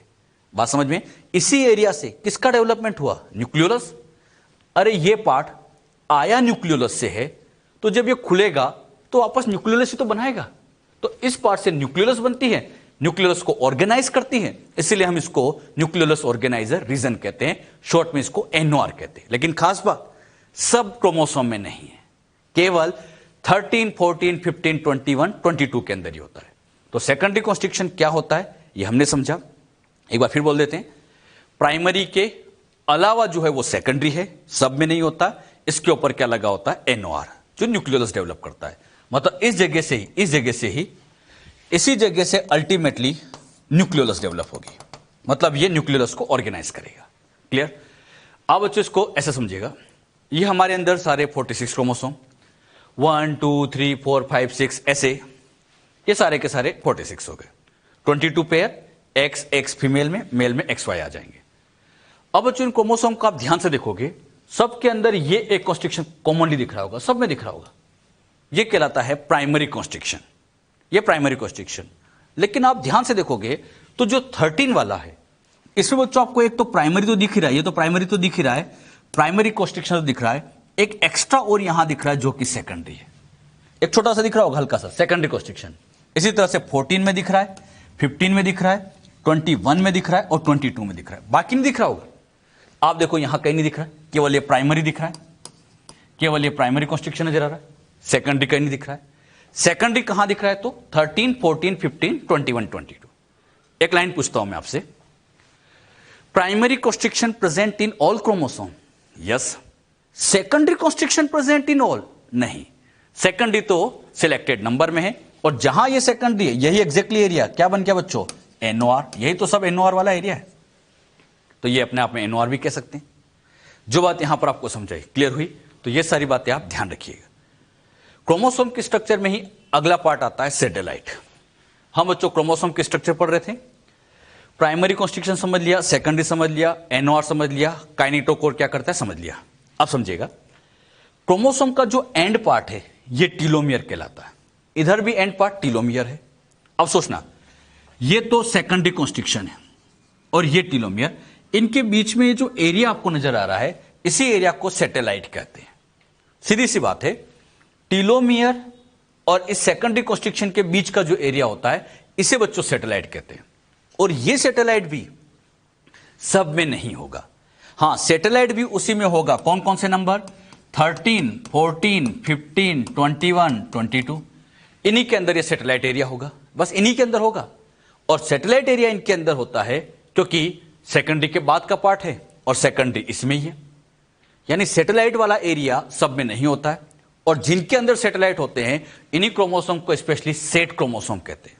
तो एनओआर के बाद का पार्ट सैटेलाइट कहलाता है, और जिन क्रोमोसोम में मिलेगा उसको हम सेट क्रोमोसोम कह सकते हैं। क्लियर? क्रोमोसोम के स्ट्रक्चर में एक लास्ट पार्ट बचता है जिसको हम टीलोमियर कह देते हैं। टीलोमियर क्या है आप जानते हैं? एंड पार्ट टीलोमियर कहलाते हैं, बिल्कुल एंड पार्ट। अब इस टीलोमियर की क्या खास बातें, ध्यान समझना कोशिश करना। टीलोमियर को आप ध्यान से देखोगे, पूरा डीएनए बच्चों आपको डबल दिख रहा होगा, दिख रहा है, डबल स्ट्रैंड दिख रहा है, लेकिन यहां आके ये सिंगल स्ट्रैंड जैसा नजर आ रहा होगा। यही इसकी खासियत है कि पूरा डीएनए डबल स्ट्रैंड होता है, लेकिन एंड पे आके सिंगल स्ट्रैंड हो जाता है, और वही सिंगल स्ट्रैंड एरिया ही टीलोमियर है। तो टीलोमियर की खास बात, क्रोमोसोम का एंड पार्ट होता है, it have single strand DNA, ये सिंगल स्ट्रैंड डीएनए रखता है। अब इस डीएनए की खास बात क्या होती है कि इसमें फिक्स सीक्वेंस होती है। ऐसा समझो, यहां एक सीक्वेंस मिलेगी, वो सीक्वेंस होती है TTA GG G, इस तरह की TTA GG सीक्वेंस होती है। और ये सीक्वेंस एक बार नहीं होती, ऐसे बार बार TTA GG, मतलब ये ऐसे रिपीट करता रहता है। यानी एक तरह का ये रिपीटेटिव डीएनए यहां मिलता है। अब इस सीक्वेंस में आप ध्यान से देखोगे, T आपको 2 टाइम्स दिख रहा है, A आपको 1 टाइम दिख रहा है, G 3 टाइम्स दिख रहा है। बताओ किसकी क्वांटिटी ज्यादा है? ग्वानिन, इसलिए इसको ग्वानिन रिच कहा जाता है। एक बार ये नीट में आ चुका है। टीलोमर कैसे होते हैं? तो याद रखिएगा, ग्वानिन रिच होते हैं क्योंकि इसमें ग्वानिन की क्वांटिटी ज्यादा होती है। बात आती है इस टीलोमियर का फायदा क्या है। ये टीलोमियर नॉन स्टिकी एंड होते हैं जो क्रोमोसोम के फ्यूजन को रोकते हैं। अब बात आती है क्रोमोसोम के फ्यूजन को कैसे रोकते होंगे, बात को सीखने की कोशिश करना। ये बच्चों सिखाने के लिए, यहां सिखाने के लिए मैंने क्रोमोसोम नंबर 1 बना दिया। ये क्रोमोसोम नंबर 1 है। इस क्रोमोसोम नंबर 1 पर एंड पे यहां सीक्वेंस से समझाने के लिए लेता हूं TTA GGG, और यहीं पे बच्चों आपको समझाने के लिए क्रोमोसोम नंबर 2 ले लेता हूं। ये क्रोमोसोम 2 है और इस पर जो सीक्वेंस आ जाती है इस पर भी सीक्वेंस वही सेम TTA GGG, इस तरह की सीक्वेंस है। जो इस पे सीक्वेंस है वही इस पे सीक्वेंस है। अच्छा, दोनों पे सीक्वेंस सेम है, यानी ये सिमिलर सीक्वेंस है, कॉम्प्लीमेंट्री नहीं है। और कॉम्प्लीमेंट्री नहीं है तो ये वाला पार्ट और ये वाला पार्ट कभी फ्यूज हो ही नहीं सकता, क्योंकि फ्यूजन तो कॉम्प्लीमेंट्री में होता है। अरे यहां पर G होता, सामने C होता तो फ्यूजन हो जाता। C तो कहीं देख ही नहीं रहा है, यानी जब तक ये टीलोमियर यहां बैठा है तब तक ये फ्यूजन हो ही नहीं सकता। बात को समझना, जब तक टीलोमियर बैठा है तब तक फ्यूजन हो ही नहीं सकता, क्योंकि ये सिमिलर पार्ट होते, कॉम्प्लीमेंट्री नहीं होते, सिमिलर होते। और सिमिलर है, फ्यूज नहीं कर पाते, मतलब ये एक तरह के नॉन स्टिकी है। फिर स्टिकी किसको कहते हैं? जो चिपकते, ये तो चिपकते ही नहीं है, इसीलिए इनको नाम दिया गया नॉन स्टिकी एंड। ये नॉन स्टिकी एंड है, आपस में कभी भी चिपकेंगे नहीं, और ये चिपकेंगे नहीं, क्रोमोसोम कभी फ्यूज हो ही नहीं सकते। तो क्रोमोसोम को फ्यूजन होने में टीलोमियर का बहुत बड़ा रोल है। ऐसा एक्सपेरिमेंट करके देखा गया है कि अगर यहां से टीलोमियर उड़ा दे, मतलब केवल ये डबल रखें और ये टीलोमियर उड़ा दो, इधर से भी टीलोमियर उड़ा दो, तब तो फिर ये डबल स्ट्रैंड डीएनए आपस में जुड़ जाएंगे, ये जुड़ जाएंगे। यानी जब तक ये सिंगल स्ट्रैंड है तब तक फ्यूजन हो ही नहीं सकता। लेकिन जैसे टीलोमियर काट दो, क्रोमोसोम फ्यूज होने लग जाएंगे। यानी जब तक टीलोमियर बैठा है फ्यूजन नहीं होने देगा। यही इसका सबसे मेन काम है, prevent fusion of 2 chromosome. 2 chromosome को फ्यूज होने से रोकता है। क्लियर?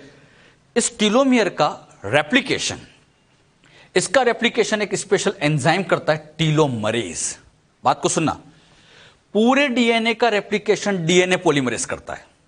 डीएनए पॉलीमरेज ही डीएनए को रेप्लिकेट करता है, लेकिन इस सिंगल स्ट्रैंड पार्ट का रेप्लिकेशन टीलोमरेज करता है, डीएनए पॉलीमरेज नहीं करता। डीएनए पॉलीमरेज एंड पे आके मना कर देता है कि ये सिंगल स्ट्रैंड पार्ट है, रेप्लिकेट नहीं होगा, प्राइमर हम जोड़ नहीं पाएंगे। इसीलिए यहां पर एप्लीकेशन करने के लिए टीलोमरेज को बुलाया जाता है। अच्छा, ये जो टीलोमरेज एंजाइम है, इसमें आरएनए प्रोटीन दोनों होते हैं, एक तरह का ये राइबोन्यूक्लियोप्रोटीन होता है। क्लियर?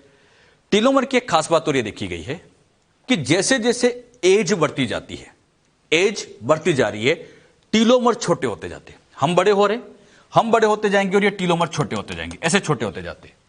जैसे जैसे एज बढ़ती जाएगी, टीलोमर छोटे होते जाएंगे, और टीलोमर छोटे हो गए तब तो क्रोमोसोम के फ्यूजन के चांस बढ़ेंगे।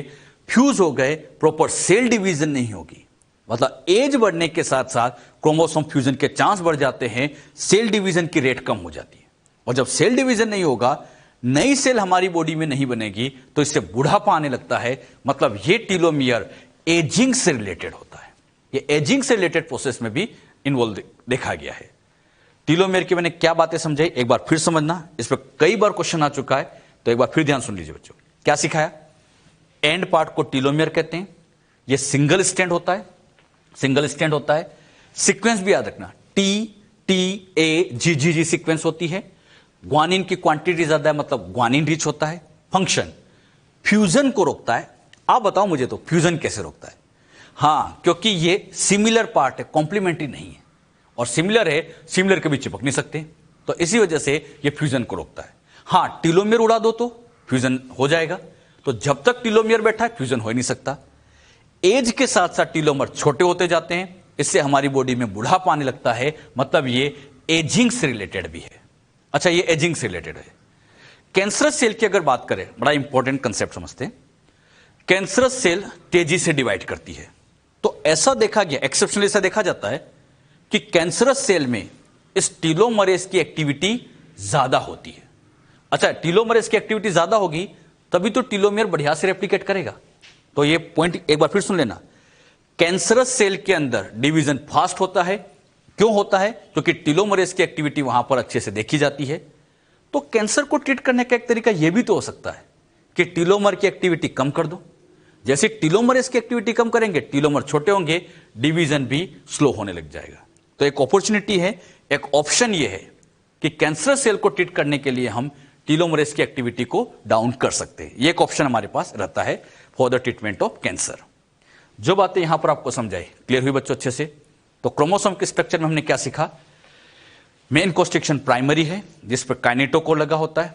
अच्छा, सेकेंडरी पे नहीं होता, काइनेटोकोर हमेशा प्राइमरी पे होता है। प्राइमरी के अलावा जो कॉन्स्ट्रिक्शन है सेकेंडरी कहलाता है, जिसपे एनओआर होता है। एनओआर टीलोमियर के बीच का एरिया सैटेलाइट है जो सब में नहीं होगा, सिलेक्टेड क्रोमोसोम में होगा। हाँ, क्रोमोसोम के एंड पार्ट को फिर हम क्या कह देंगे? टीलोमियर कह देते हैं। तो ये क्रोमोसोम की स्ट्रक्चर कैसी होती है इसके बारे में हमने यहां पर बहुत अच्छे से समझा। क्लियर? अगर बच्चों हम कुछ ऑर्गेनिज्म में कितने क्रोमोसोम है इनकी बात करें, आपकी 12th एनसीईआरटी के अंदर चैप्टर नंबर 1 में एक टेबल बना रखी होगी, तो वही टेबल यहां पर आपके सामने मैंने ड्रॉ की है। आप ये टेबल ऐसा ध्यान रखिए कि किस ऑर्गेनिज्म में कितना है। अच्छा, chromosome number in meiocyte, meiocyte मतलब डिप्लॉइड सेल जिसके अंदर मियोसिस होगा। जिस सेल में मियोसिस हो जाए उसको मियोसाइट कहते हैं, और एग्जैक्टली वो डिप्लॉइड ही होगी। तो डिप्लॉइड सेल जिसमें मियोसिस होता है उसको हम मियोसाइट कहते हैं। एक बार नीट में आ गया था, व्हाट इज मियोसाइट? हाँ, जिसमें मियोसिस होता है उसको मियोसाइट कहते हैं, डिप्लॉइड सेल। ह्यूमन बीइंग में 46 क्रोमोसोम है, हैप्लॉइड सेल में करेंगे तो हाफ कर देंगे 23। इसी तरह से हाउस फ्लाई, रेड डॉग, किसमें कितने क्रोमोसोम है ये जस्ट आप ध्यान रखिए। जैसे अनियन के अंदर कितने होते हैं? 16, तो आप लोग ये याद रखिएगा। तो एनसीईआरटी के टेबल है। पहले बच्चों जब एम्स की एग्जाम होती थी तो उसमें इस टेबल से क्वेश्चन आ चुका है। मतलब एक तरफ ऑर्गेनिज्म के नेम लिखे रहते थे, क्रोमोसोम नंबर लिखे थे, मैच द कॉलम का क्वेश्चन ऐसे बना के पूछा जा चुका है। तो आप लोग ये ध्यान जरूर रखें, हो सकता है नीट में भी इससे क्वेश्चन बना लिया जाए, फ्रेम कर लिया जाए। क्लियर? तो ये आप ध्यान रखिएगा। टाइप्स ऑफ क्रोमोसोम, क्रोमोसोम के type on the basis of position of centromere. Centromere की पोजीशन कहां होती है? क्रोमोसोम में कोई जरूरी नहीं कि प्राइमरी कॉन्स्ट्रिक्शन सेंट्रोमियर हमेशा बीच में हो, यह बीच से स्लाइडली अवे हो सकता है, टिप के नीचे हो सकता है, पोजीशन वेरी कर सकती है। तो सेंट्रोमियर की पोजीशन के बेसिस पे क्रोमोसोम अलग अलग टाइप के होते हैं। उसमें पहला आता है मेटासेंट्रिक, सब मेटासेंट्रिक, एक्रोसेंट्रिक एंड टीलोसेंट्रिक, ऐसे अलग अलग टाइप के होते हैं। मेटासेंट्रिक किसको कहते हैं? जिनमें centromere middle of the chromosome हो। यह क्रोमोसोम है एकदम बिल्कुल बीच में लगा हो, यहां पर सेंट्रोमियर बिल्कुल एकदम बीच में लगा हो, एकदम सेंटर में लगा हो, यह कहलाता है मेटासेंट्रिक। मेटा मतलब मिडिल। अच्छा, इसमें बच्चों ये आर्म बीच में है, तो दोनों आर्म, जैसे ये क्रोमोसोम है बीच में है, दोनों आर्म इक्वल बनेगी। तो यहां पर एक लाइन लिख सकते हैं, so it has 2 equal arm. इसमें दोनों के दोनों इक्वल आर्म रहेंगे। सब मेटासेंट्रिक उसको कहते हैं slightly away from the middle of the chromosome. Centromere इस मिडिल से स्लाइडली अवे होगा, थोड़ा सा दूर होगा। अच्छा, थोड़ा सा दूर होगा तो एक आर्म बड़ी हो जाएगी, एक थोड़ी छोटी होगी। तो ये लिख सकते हैं, इसमें एक आर्म थोड़ी छोटी होगी मतलब शॉर्ट आर्म होगी, एक लॉन्ग आर्म हो जाएगी। इसमें बच्चों 1 shorter arm and 1 longer arm देखी जाएगी। तो सब मेटासेंट्रिक। अगले नंबर पे आता है acrocentric, close to it end of chromosome. मतलब ये जो एंड है इसके क्लोज होगा, एकदम एंड पे नहीं होगा, एंड से थोड़ा सा नीचे आप कह सकते हो, क्लोज टू एंड, ये कहलाता है एक्रो। अच्छा, इसमें एक आर्म बहुत बड़ी होगी, एक बहुत छोटी होगी, तो हम कह सकते हैं इनके अंदर 1 extremely short and 1 very long arm. एक तो बहुत छोटी आर्म हो जाएगी और एक बहुत बड़ी आर्म हो जाएगी। क्लियर? अच्छा, इन दोनों में डिफरेंस समझ में आता है? इसमें मिडिल से थोड़ा सा अवे हो, एक बड़ी आर्म एक थोड़ी छोटी आर्म। इसमें एक्रो में एक बहुत बड़ी एक बहुत छोटी आर्म हो जाती है। टीलो उसको कहेंगे, टीलो मतलब टर्मिनल, टीलो मीन्स टर्मिनल। तो सेंट्रोमियर एकदम टर्मिनल पे लोकेटेड है, उसको हम टीलोसेंट्रिक कहते हैं। इसमें बच्चों आप देखोगे बिल्कुल ऐसे टिप पे होता है, एक ही आर्म मिलेगी, दूसरी आर्म इसमें होती है, तो it has only single arm. बात समझ में? 4 टाइप के क्रोमोसोम, फटाफट बोलना। मिडिल में तो मेटासेंट्रिक, स्लाइडली अवे सब मेटासेंट्रिक, टिप के नीचे Acro, on the tip Tillo. तो इसे 4 टाइप के होते हैं। अच्छा, इनमें से लॉन्ग आर्म भी हो सकती है, शॉर्ट आर्म भी हो सकती है।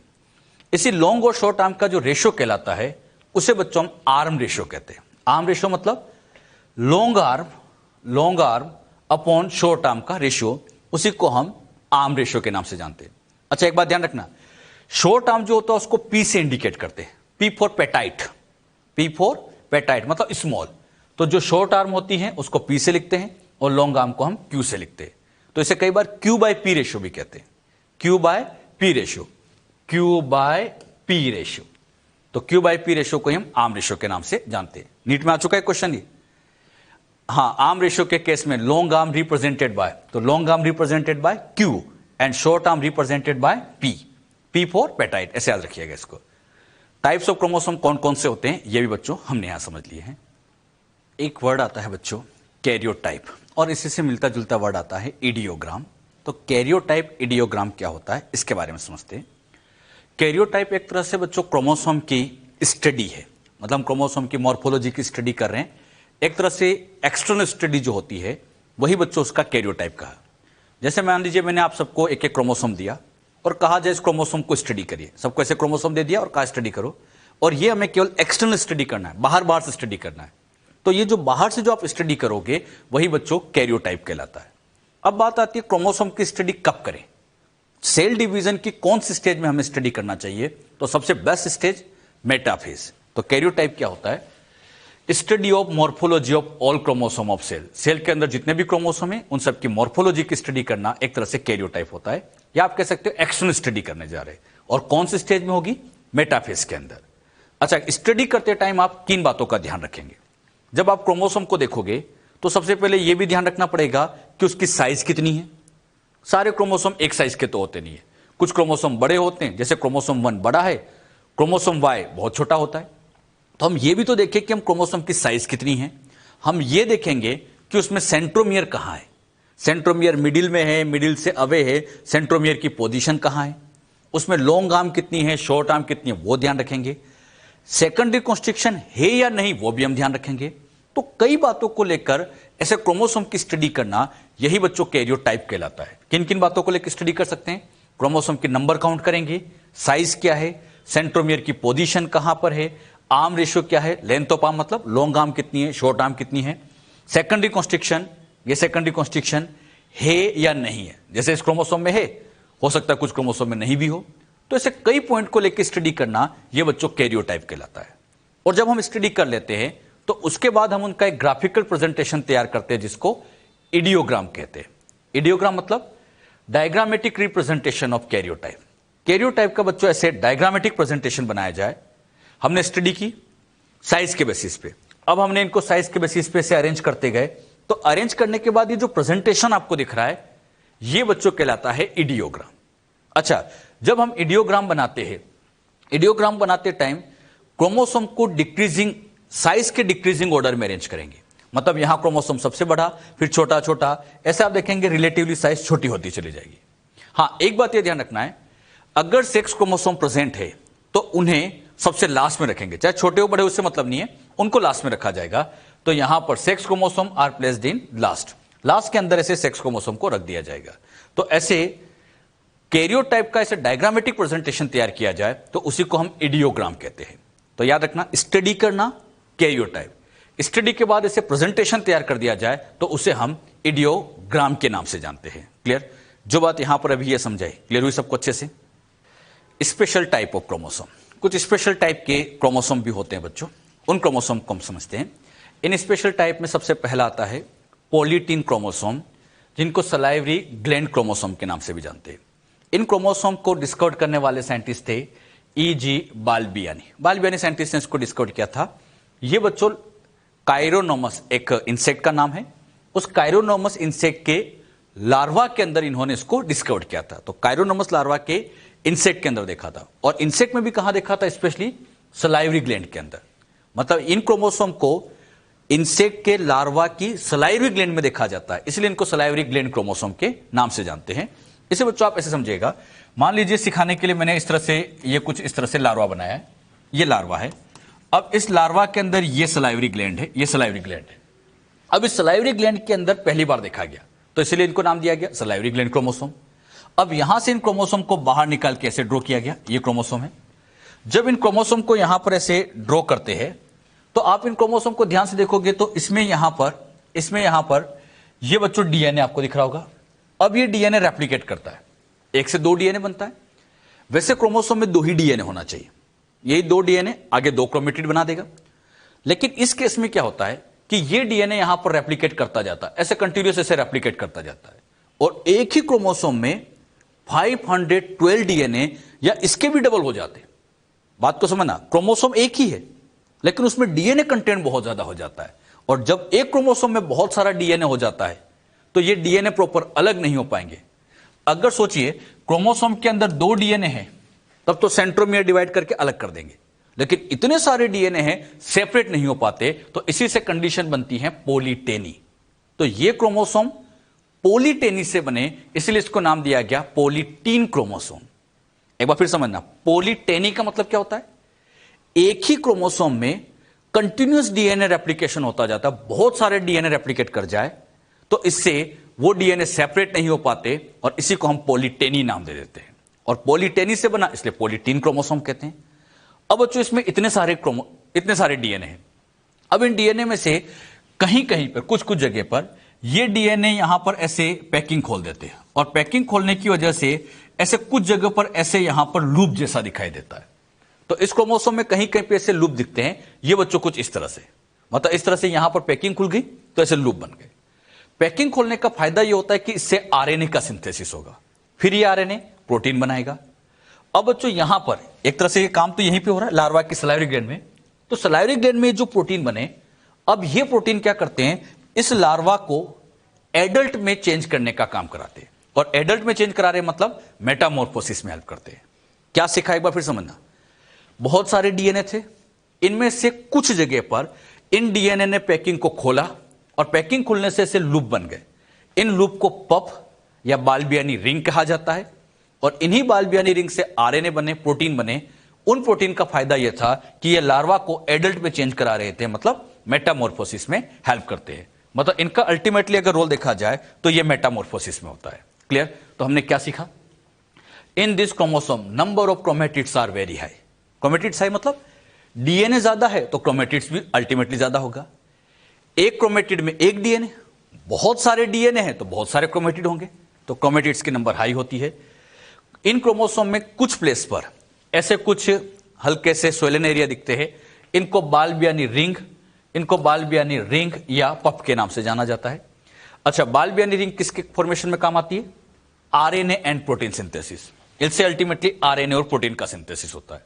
एनईटी में आ चुका है क्वेश्चन, बाल्बियानी रिंग किसके सिंथेसिस में यूज होती है? RNA and protein. और यही आरएनए प्रोटीन मेटामॉर्फोसिस या माउल्टिंग प्रोसेस के अंदर यूज किए जाते हैं। तो पॉलीटीन क्रोमोसोम की जो स्पेशल पॉइंट है ये याद रखना सभी। बाल्बियानी साइंटिस्ट ने देखा था, सलाइवरी ग्लैंड के अंदर देखा, इसलिए सलाइवरी ग्लैंड के नाम से भी जानते हैं। क्रोमेटिड्स हाई होती है, कहीं कहीं पे इसमें स्वेलन एरिया बन जाता है जो कि रिंग कहलाते हैं, बाल्बियानी रिंग, जो कि आरएनए प्रोटीन का सिंथेसिस करते हैं। क्लियर? और ये प्रोटीन फिर मेटामॉर्फोसिस में काम आते हैं। इसी से मिलता जुलता एक क्रोमोसोम और आता है जिसको हम लैम्ब्रुश क्रोमोसोम कहते हैं। लैम्ब्रुश क्रोमोसोम को देखा गया है एम्फीबियन के oocytes के अंदर, oocytes के अंदर इनको देखा गया। अच्छा, ये देखने में लैम्प को साफ करने वाले ब्रश जैसे दिखते हैं, इसीलिए इनको कहा जाता है लैम्प ब्रश। पुराने जमाने में लालटेन आया करता था, उसके ऊपर ऐसे ग्लास का एक को रखा जाता था, तो उस ग्लास को साफ करने के लिए ब्रश काम में लेते थे। आज के टाइम पर ऐसे ब्रश आपने देखा होगा टेस्ट ट्यूब साफ करने में यूज होते हैं। तो जो टेस्ट ट्यूब साफ करने वाले ब्रश है, पुराने जमाने में लैंप को साफ करने में काम आते थे, इसलिए इनको लैंप ब्रश क्रोमोसोम कहते हैं। अब ये बनते कैसे समझिएगा, ये हमेशा नहीं दिखते, ये एम्फीबियन के oocyte में ऑब्जर्व किए जाते हैं।